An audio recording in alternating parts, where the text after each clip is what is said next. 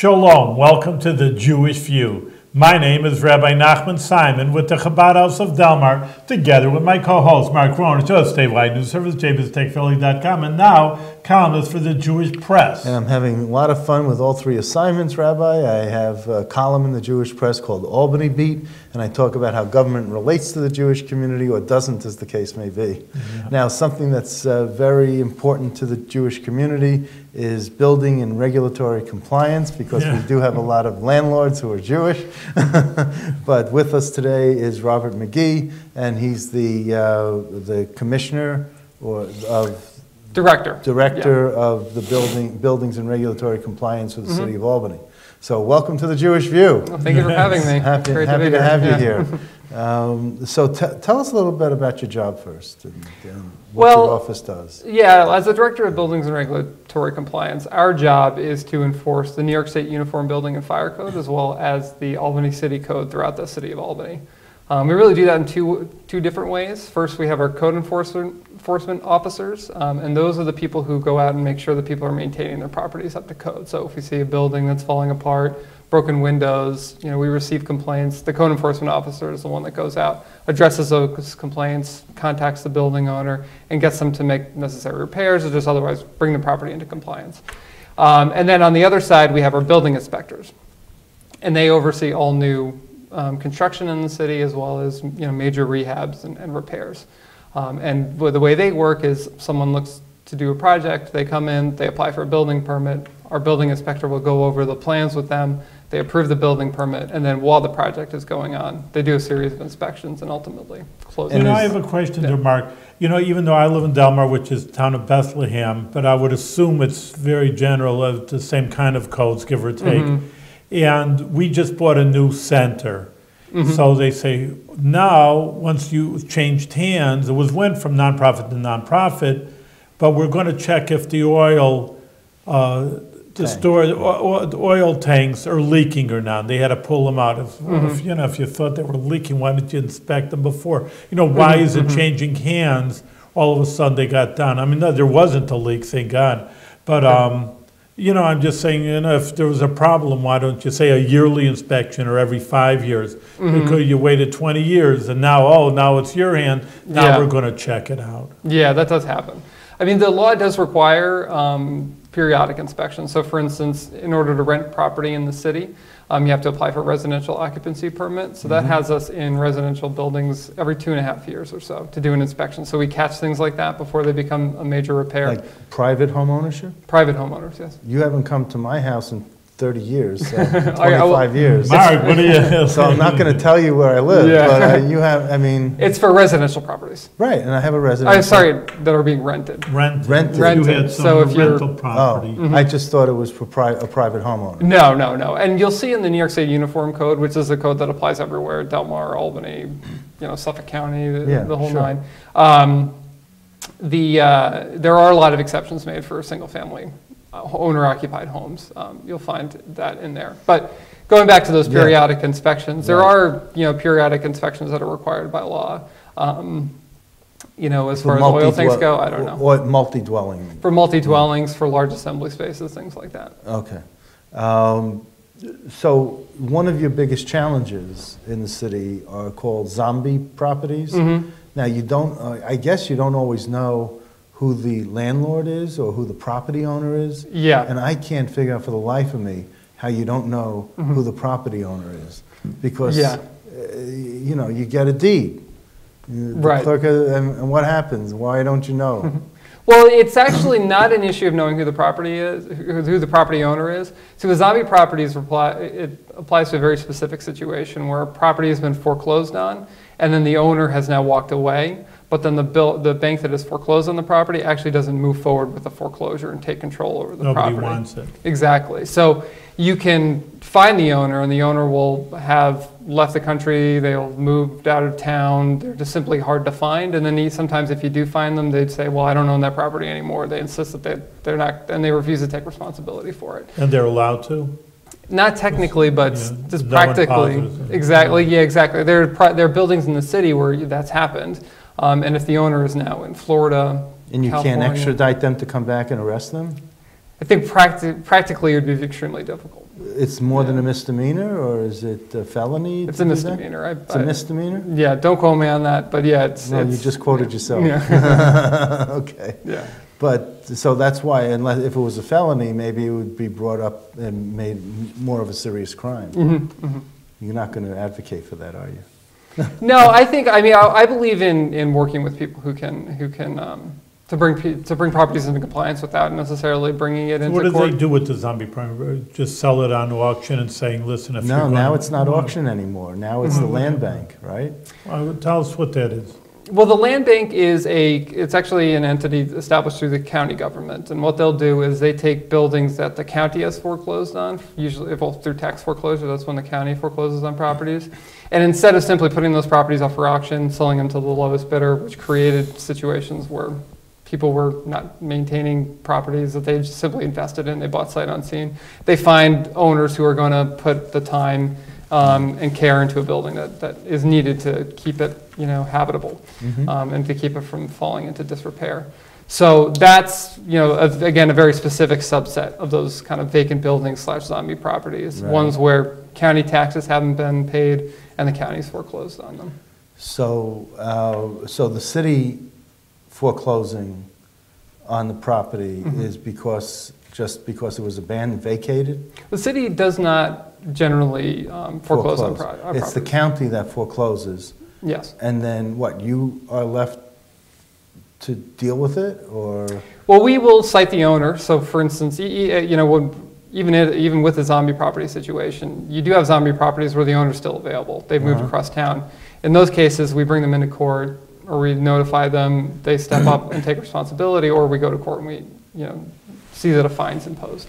Or they could just sell it. I mean, they could sell get it. rid of it over here, then sell it in an auction. But there yourself. really is a lot of people who have this idea that they could flip properties because they see it on TV and they make it like within a half hour, you got the condensed version and say, wow, I could do this. And they go ahead and they buy an inexpensive property maybe for $30,000, $20,000. And then they find that it's more difficult than it's worth. Yeah, you see that happen very often. And that was a big problem with with auctions. People would buy the building sight unseen. They would open the door after having purchased it for $1,000 and see that it's going to cost $250,000, $300,000 just to bring it up to a place where it's habitable again. And then it's not worth it. Exactly. And then it still can't sell for that amount. Yeah, the economics. economics. The economics just don't work. Well, ultimately, can't you just knock down a house? I mean, if it's worthless, then... Now you got another topic here. Yeah. Because there's a demolition project and program that's going on in the city, and it costs like $130,000 for the city to knock down a house? No, it typically costs about $30,000. $38,200. I'm sorry. Yeah, that's the There it average. is. Yeah, Okay. yeah. Well, there's no... I put a 1 in front of it. 100,000 here or there. Okay. Yeah, well, there is no concerted program to do demolitions. The way we do, we order an emergency demolition is a property comes to our attention and we take a look at it. Now, we're not engineers. We get certified through the state to enforce the code. So we know what the codes are. We know how to identify particular code violations, but we're not necessarily engineers. But we see a building where we think it might pose a danger to the public. And then at that point, we hire a third-party engineer. And the third-party engineer comes in. They do a full evaluation of the building, again, on very short notice because because of the risk posed by a lot of these buildings to the public. Go ahead. Go ahead. Yeah, so they come in, they conduct a review. If they make a determination that the building's an imminent threat to public safety, at that point we would order a demolition. Now, sometimes it can actually... Who's going to pay for it, though? $38,000, Taxpayer. That's not nothing. It's going to be the city just going to come in and pay the money. Well, the cost of the demolition is billed to the owner. If the owner doesn't pay it, it goes on their property tax levy. Yeah, but they're done. They're out. Yeah. They're not. Yeah, In some cases, They that's... wash their hands of it. In some cases, that's true. But in a lot of cases... So then the city's stuck with the bill. Well, it goes in the property taxes and the county... They make the property taxes. And the new owner is on. going to have to pay that? I mean, then it becomes like, well, you have a vacant lot. So if you want, the vacant lot, well, here's the price, but $38,000 It could potentially, yeah, that could be the case if you have taxes. You know, one lot that I'm just more familiar with is, because I knew the old owner, he may rest in peace, Bernie Saul, which is right on Hudson. It's still standing, but right next to it, they had to knock it down on Hudson. It's the oldest building in the city of yeah, Albany. 50 Hudson. That's the Saul.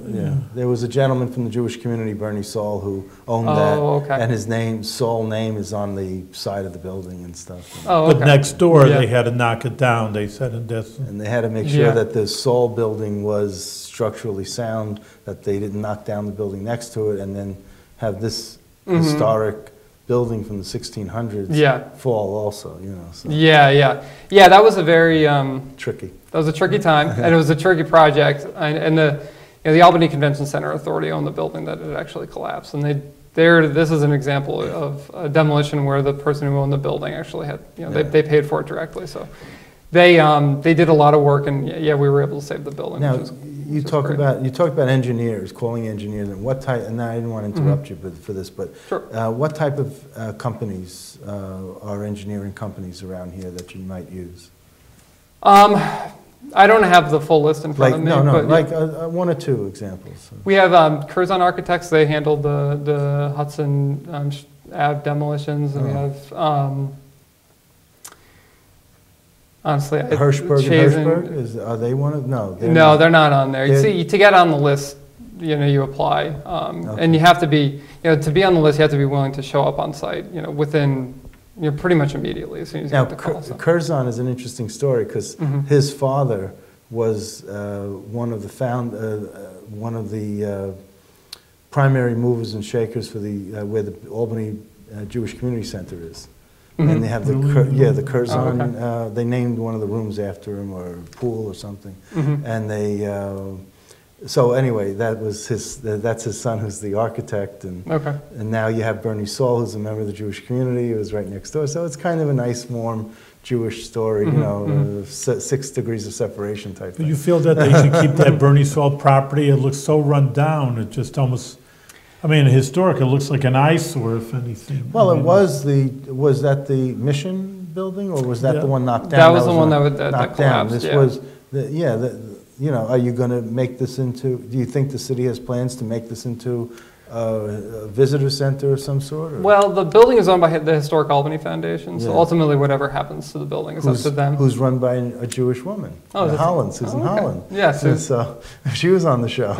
I'm making, this should be called the Jewish Connection, not the Jewish View, but, it's okay. And Historic Albany, they do great work. And I know we did work with them after the demolition because they had to seal the building. Right. When they came to us for a permit, and we worked through that process with them. They bought it from the Saul family? Why? Because it was Bernie Saul's property, and then they just bought it? That's what happened? I suppose so. Might have been before my time. You guys, Bernie Saul was also a painter around in his later years, and he would go around and do odd jobs or whatever. But there was a TV commercial that used Inspector Clouseau from the Pink Panther, and he looked a lot like Inspector Clouseau from the movie series and from Peter Sellers. So they put the hat on him and they put the coat on him, and he went around in this commercial that went on for many years, and he's probably better known as Inspector Clouseau's twin than he is than anything else. But he was a gentleman, he was a great guy, and we just called the Bernie Saul building. And what if they ever make a convention center there? They're going to have to work around that whole building? Yeah, they would have to work around it. I can't speculate on what would happen in the future. I would love to see that building get brought up to code to be made safe again. And I think a visitor center is a great idea. But I know that Historic Albany, I'll defer to them on what they're doing, but I know they're partnering with a number of different entities that are applying for grants. So hopefully that building has a bright future. And there was a home on North Lake Ave, 66 North Lake Avenue, that was demolished. There was a big thing in the paper. It was about the demolition, and that was something that you had shepherded through, I guess. That was one of your first. So what happened with, it's just an empty lot now? Is there going to be a garden, made a community garden? I mean, what are they doing with it? Yeah. Well, I believe the lot is owned now by the county. And it had been, that property had actually just been purchased by the county at the time. But as far as what the plans are for it, You don't know. that would be up to, yeah. It's beyond your pay grade. That's Yeah, it. You moved I on. enforced the code. You just made sure that it was leveled and then you Safe, moved on. and, yeah, Okay. exactly. What is your biggest problem in your job right now? Well, our biggest project that we're working on right now is actually implementation of our new code enforcement software. That's something that the department had been working on for a long time. I've spent a good amount of time getting that process, reinvigorated, and everyone in the office is kind of on board to checking how the new system is going to work and everything else. But we are on track to go live with the new code enforcement software in the third week of January. That software is going to realize just an endless number of efficiencies within our office. Such as what? Our record keeping right now is very balkanized. So we have all our code enforcement information is in one very old, antiquated system that's difficult to access. So if you were to ask me what's the status of a particular property, it would take me 2 or 3 minutes just going through this one program to figure out what we had done there recently, what needed to happen, so on and so forth. Meanwhile, our building permits are in a whole other database. And then, we have licenses. We manage licensing for plumbers and electricians and for, our elevator inspections, and those are something that need to happen, on a periodic basis. They're all in different places. This is going to put that all under one roof. It's going to allow us to, if we have a particular developer who's doing a number of projects in the city, we're going to be able to enter that developer's name. We're going to see everything that they're working on. So it'll allow us to identify kind of systemic problems so that we can be more efficient in how we address things. It's also going to allow our code enforcement officers to actually update our system immediately from the field using an iPad. Right now, they go out there with pen and paper. They look at they look at a code violation. They take notes. They come back to the office. They have to enter information into that system I was just talking about. It takes a ton of time. So this way, they're going to be able to do that immediately, and it's going to save a huge amount of time. Could they do it from their car? Mm-hmm. They can do it right from the iPad. Right in their, they can sit in the car like the police department sits in their car, and they don't have to go back to the office, and they can also do all their work. It's sort of like a mobile office. Exactly. And yeah, they would have to spend a lot less time at the office. And that'll free them up too to be more proactive, which is one of the big focuses that we're trying to Where work is your on. office located? 200 Henry Johnson Boulevard. And where was it located before that? We were at City Hall, the third floor. Third floor. Shortly after I started, we implemented the one-stop shop initiative, which Mayor Sheehan had shepherded through. And that put us in the same offices as the planning department. And that, again, allowed us to realize a lot of efficiencies because we do a lot of work with the planning department. I mean, a lot of our permits have to be approved by them. So we have a lot of questions for them. And this way, instead of having to work through inter-office mail, we can just walk across the office, ask the question to the appropriate person. Well, is planning still up on the third floor? No, planning is now at 200 Henry 200. Johnson. Okay. Exactly, yeah. So what happened? Did something happen structurally with City Hall that you had to move, or? No, this is just one of those kind of common sense solutions that the mayor. So let me ask you Sure. something. Is City Hall, the building City Hall, up to code? No, it's true. Go ahead. I have not done a review of it, but it's, with when you're dealing with historic structures, a lot of the code is, it recognizes the fact that buildings were, they were built before the code was implemented. Right. And obviously with City Hall, it's a, I don't know the exact number of years, how old it is, but 1684 or something like 1600. I didn't know that. Yeah. Mm-hmm. It says it on the poster, right? No, just right behind you. No. Yeah. Well, the building itself, I think, was late 1800s, if I want to say 1880. But they. It goes the other way also. Again, using my experience, I'm not a building inspector to say the very least.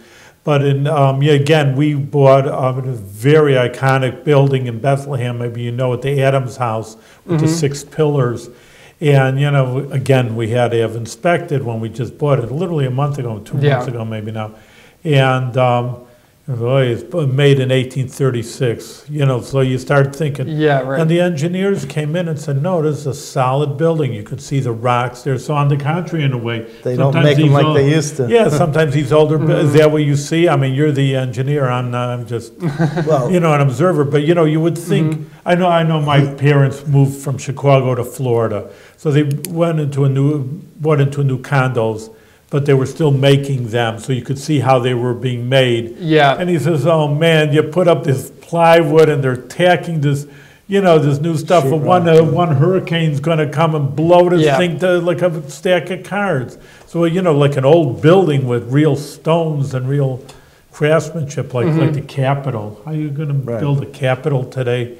Yeah. I'm just saying, engineering is that to hold water, like what I'm saying? I mean, that the old buildings are more solid than, in a way, than a new construction. We should say that you're an attorney, not an engineer. Yes, I'm not Oh, an I'm engineer. I was about sorry. to say that. Okay. I don't want to give anyone the wrong impression. Right. But yeah, I mean, those buildings were built to last, and City Hall's. So, Yeah. because there's a crane in front of City Hall right now, and I understand there was leaking from the roof and to the fourth floor, and they had to clear out the fourth floor, and Yes. I mean, it's a mess up there. And that's why I was wondering, why aren't you doing a code enforcement inspection? Well, the buildings within the city are managed by the city engineer. So the city engineer's trained in code enforcement, so it's, they ensure things are up Well, to code. compliance, so whatever falls under your purview, why don't you look at the building and see what's happening, or to make it, to get ahead of the curve, so that we don't just have a perpetual crane taking, putting on a new roof, all the time, Well, that is something that the city engineer does. Okay. So that's, we've essentially been doing the city engineer's job, and we have a lot of work to do Okay. on our own. So that's a reason why. Are you a historian? Does the historic buildings really mean something to you? I'm a lover of history. It's something that I've been raised with, and I have a profound respect for it, and that's why it was, with the 48 Hudson situation. It was very rewarding to be able to shore up that building. And I think in a lot of ways, 48 Hudson is probably stronger now than it was beforehand, because we were able to do all of that support work within the inside. Now, you're, like I said, you're an attorney. You graduated from Albany Law School. I did. But you also did something with Touro Law School. See, Patty Salkin, who was at Touro, used to be the dean at Albany Law, and now she's the dean at Touro. Yes. I'm not sure if Professor Salkin was ever dean at Albany Law School. Oh. She was head of the Government Law Center, I want to say. Government Law Center? Yeah. Okay. So she went to Touro, I suppose, a year after I graduated. But She's Jewish also. Okay. Another connection. Yeah, Okay. yeah. But Touro is a Jewish. Touro is too. It is, yeah. So, my connection with Touro Law School is that, my second year of law school, I wrote an article as part of my being on the Albany Government Law Review, which was the publication of the Government Law Center, which Professor Salkin oversaw. I submitted that article to the Touro Law Review. And the article was called "The Trial, the Bench, the Net, and the First Amendment: The Possibilities of Reform in the New York State Judicial Elections." Yeah. Now, this was I know you just told me it was a combined effort of several authors, but there's over 1,000 pages of this whole document. So I couldn't really get to all of it. Right. But I did get to some key parts that you wrote. So, I mean, you feel that there still needs to be reform in the state judicial elections? I mean, do you still feel there needs to be? Well, the article wasn't necessarily, again, it was a long the time. title. I mean, Yeah. I'm going by the title. That's why I'm asking. Yeah. The article is, again, about taking sort of a fresh look at how we do judicial elections in New York State and how we might improve things. I looked at the judicial qualification committees and, again, just how elections were done in other states, and kind of proposed things that we could possibly do within New York State if, leaders felt that was... Now, again, this was done 7 years ago, and you've had a lot of things in between. Yeah. So I understand that it's not 100%. How old are you? 32. 32? Well, you should still remember this. I'm sorry. But I digress. But we used to elect the Court of Appeals, Mhm. and then in the 70s, I guess, we decided not to. Mhm. So and now they're appointed. You think that's a better system? I can't speak to that. No? Okay. Yeah, like I said, I wrote this article. Now, I never a lot developed of our- expertise beyond that. A lot of our judges are cross-endorsed. Like we just had a Supreme Court election in this 10 county district here, Mhm. and there were only 2 people on the ballot for 2 positions. Mhm. I mean, there was like no contest. Mhm. And I just thought, I didn't know what your personal thoughts were about this, because now we're not talking about your job, we're talking about something else. Yeah, And it's just yeah. a passion for you. Yeah, it was writing the article was very engrossing, and I had a great time writing it. A lot of things happened, and I think in particular there was a Supreme Court decision that was, that changed that would have changed a lot of the conclusions I made there. And I discussed that decision in the Judge Kennedy wrote the decision. Justice Kennedy?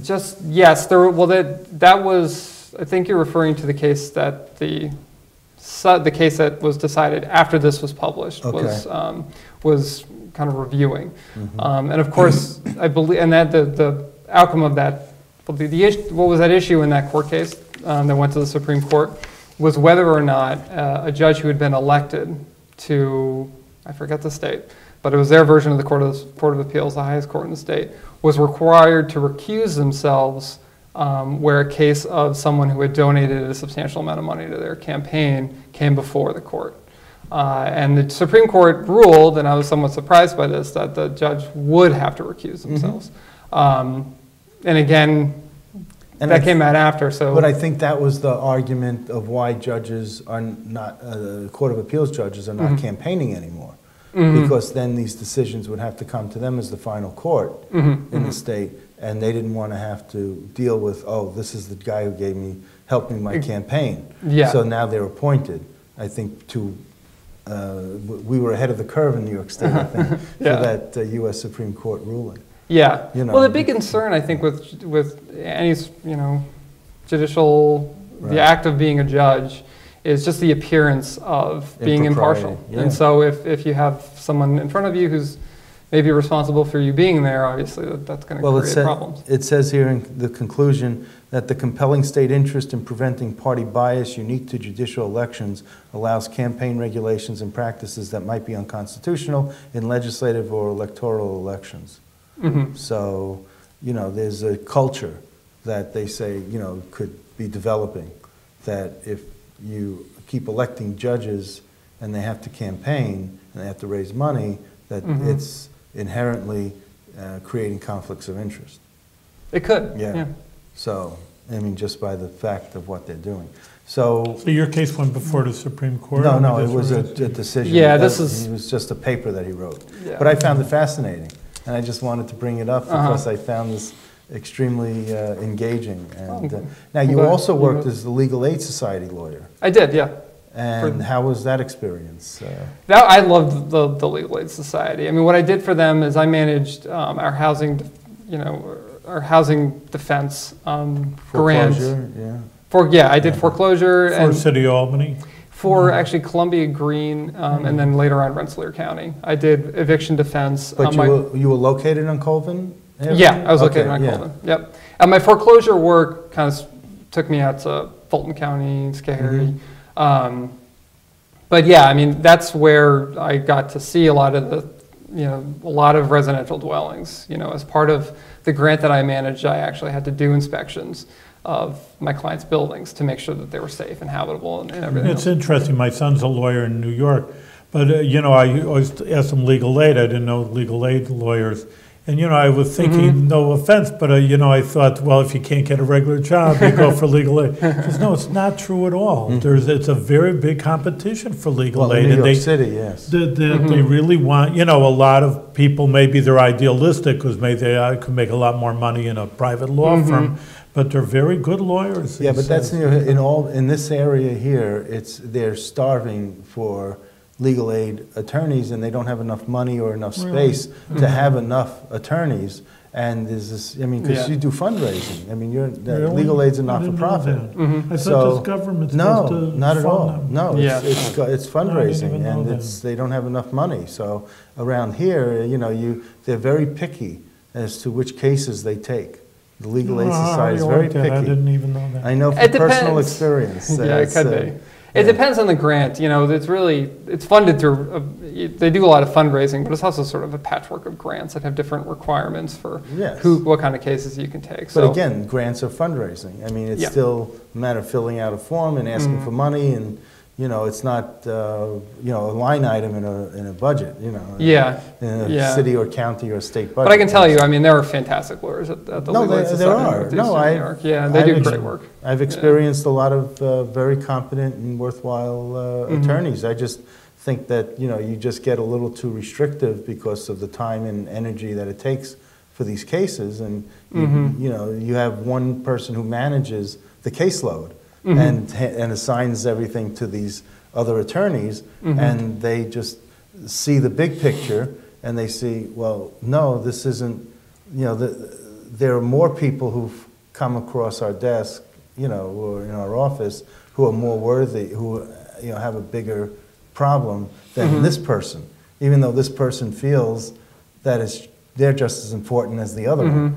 But you got to make decisions, and that's what happens, and I understand that. So, you can't represent everyone, and you can't help everyone. But Yeah, well, they absolutely try. I know I handled, I think, 160 or so cases in a given year. So, I was able to help a lot of people there, and No, that was a great thing but about there's working still a huge, a lot more people that need help, and you can only do so much. So I'm not saying you have a light caseload, but also the Affordable Housing Partnership on Orange Street is also another place that people can go get help for their assistance.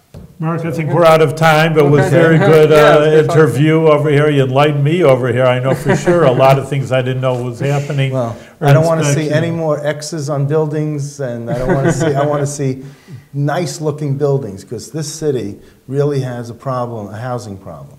And these buildings were built, the homes were built for a different era, and you don't have, you really don't have the accommodations in this city of Albany that you have in the suburbs. And that's why people are moving out to the suburbs, because they have built homes can't that just they can knock build. down- you can't just knock down I have houses. blocks and blocks I could show you where they could just simply knock down these homes. And I'll tell you, on your website, you must have hundreds of buildings that are listed on your website that should just totally be knocked down on certain blocks. They're vacated. They're designated as demolished already. I mean, you have a very informative website. Oh, the vacant building report? Is that? Yeah, the vacant building report, as of October 31. So I just wanted you to, I mean, there's a lot that can be done and needs to be done in the city in order to get our population back and people paying taxes. And you need good homes, and we don't have that here. Yeah. Well, that's why, I mean, my focus is always on identifying those fixes that are going to become major problems later. And what I like to think, a good example of this is we're doing one of those residential occupancy permit inspections. We see a leak in the roof. We make the owner aware of it. The owner fixes it. It's, maybe a couple $100s to do the fix. And that prevents a situation where in 20 years, you're spending $40,000 to demolish it. So that's what, that's always been my focus. And then at the same time, facilitating rehabilitation a lot of those beautiful old buildings that we have in our city. Yes. Making it easier to get permits, making the market more accessible for developers, making it more accessible for, individuals through something like the land bank to actually step in, own their own home instead of, renting. And that's how I think you turn that. All right, thank you very much. We're out of time, but it was very enlightening. So continue your good work and be with success. Yes, continued success. It was great having you. Yeah, it was Thank great you. having you.